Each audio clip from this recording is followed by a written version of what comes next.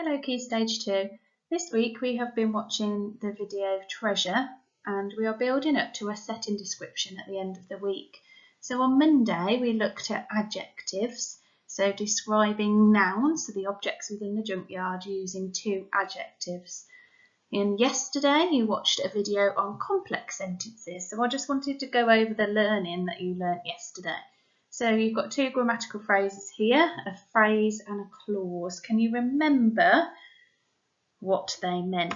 So a phrase is a group of words but doesn't include a verb. So the tin can would be a phrase. A clause is a group of words but it does include a verb. So a verb is that doing word. An action word. So we also looked at the clauses. So obviously the clauses have to include a verb. So you've got a subordinate clause that doesn't make sense on its own and a main one that does. A complex sentence has a main clause and a subordinate clause. So main man, Batman, and then you've got your subordinate, your little helper there, Robin. If you can remember that, that might help you when writing complex sentences. So you had a go at writing some sentences beginning with as yesterday. So I've had a go at these two myself, taken from the clip. So as Esther peered over the mouldy golf bag, an unpleasant smell filled her nostrils. So which one there is the main clause? Which one can stand alone on its own? Is it as Esther peered over the mouldy golf bag? Or an unpleasant smell filled her nostrils? So you've got the main clause there is an unpleasant smell filled her nostrils, and the subordinating clause begins with as. Remember there's a comma that separates them as well. So have a look at the next sentence. As she searched the junkyard, her eyes were suddenly drawn to an abandoned car. So again, you've got subordinating clause at the beginning, and the main clause is her eyes were suddenly drawn into an abandoned car. And remember, there are three bits of punctuation you've got to look out for. So you've got a capital letter,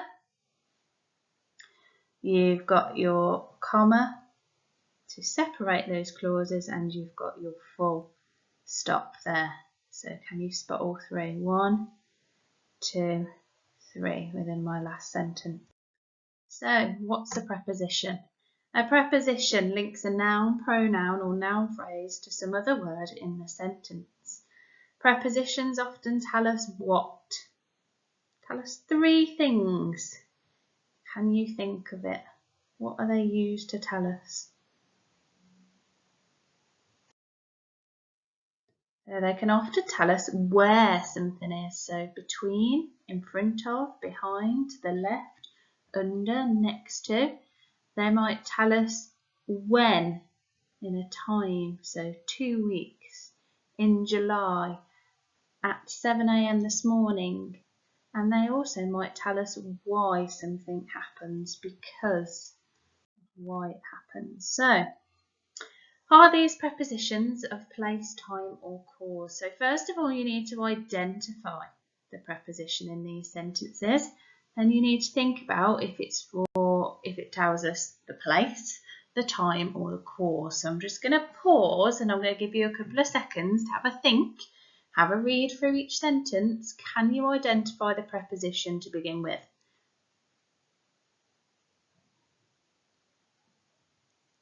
And then can you think of, is it telling you where something is, what time it is, or the cause of something?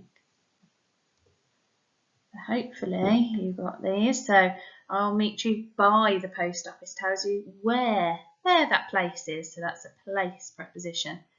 He woke up because of his alarm, the cause. His alarm woke him up. That was the cause of him waking up. And my bedtime is at 9:30 is the time. So just to recap key vocabulary, a noun is a person, place or thing. A verb, a doing or a being word. An adverb, it describes a verb. So, preposition or adverb. Some of these you can use to expand your sentences today. But prepositions need an object after it, so a noun or a pronoun. So the apple was inside the bowl. So the bowl is the object after the preposition inside. Adverbs typically come before or after the verb. So the teacher told us to sit down.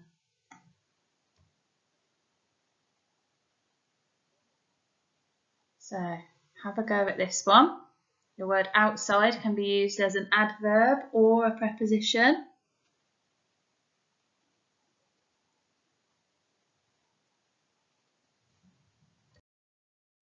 Okay, what is an expanded noun phrase then? We're going to have a go at expanding our sentences even more today, ready to write our setting description tomorrow.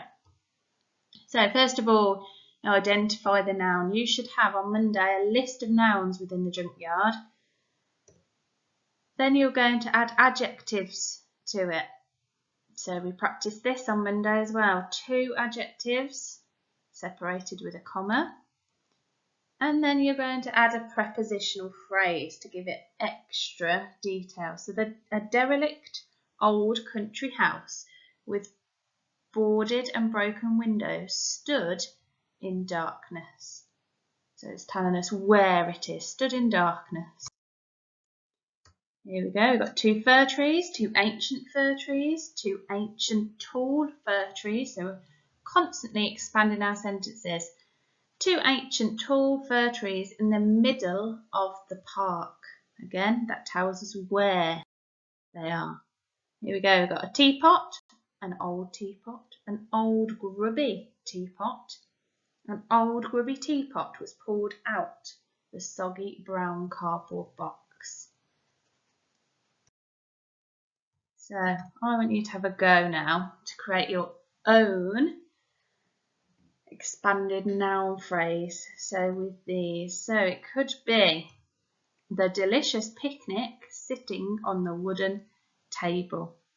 Okay, those 3 words can you put into a expanded noun phrase? So a longer, more complex sentence. Have a go at that in your books. You might want to pause the video to give you some thinking time.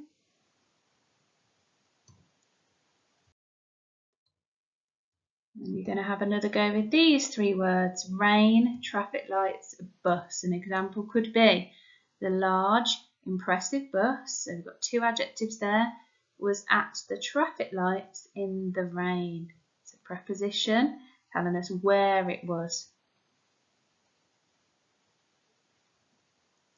Can you think of another example? Again, you might want to pause the video to give yourself a bit more thinking time.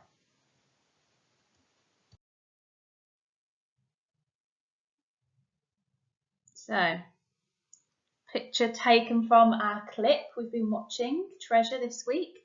So it's the umbrella. How could you describe the umbrella? Using, obviously, the noun, adjectives and a prepositional phrase to add extra detail.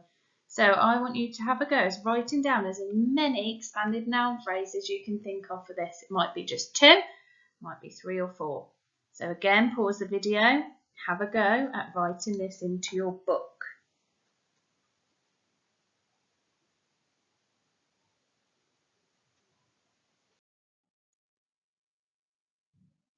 Now, thinking about prepositions, you could use a fronted adverbial, so starting your sentences with an adverb. So above her head, she opened a dusty yellow umbrella, which allowed the light to shine through the holes. I have put a word map there with some fronted adverbials. Are any of those appropriate to our video? Could you include one of those in your sentences? I want you to have a go at writing 3 of your own using that word map. So at least 3 could be applied to our junkyard video. Even if you change it slightly, have a go at using those fronted adverbials, maybe 1 of each. how, when or where. Again, pause this video and you can have a go at writing 3 of your own sentences.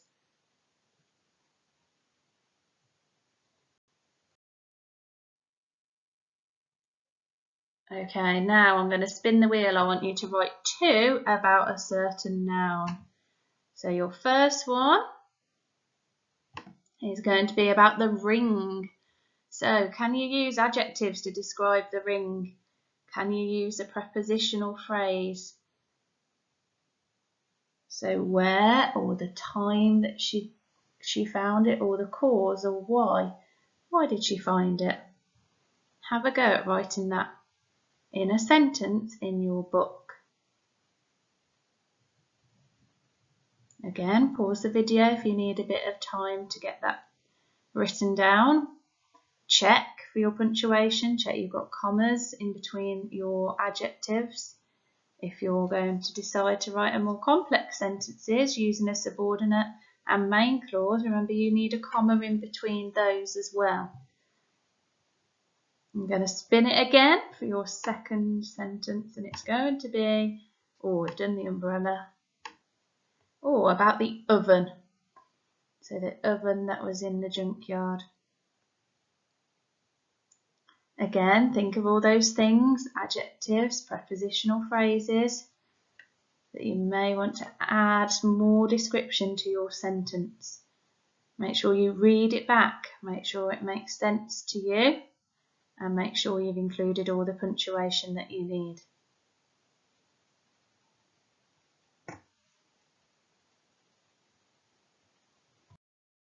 Okay, from your list that you created on Monday with your nouns, I want you to choose 4 more that you are going to describe in more detail. So it could be you want to start with a fronted adverbial, it could be you want to use more of a complex sentence and make sure you've got subordinating or your main clause, or just think about the adjectives and or prepositional phrase that you can use. I would love to see your sentences, so once you've finished, take a photograph of it and attach it to your email, which you will then send to your teacher. Good luck with it.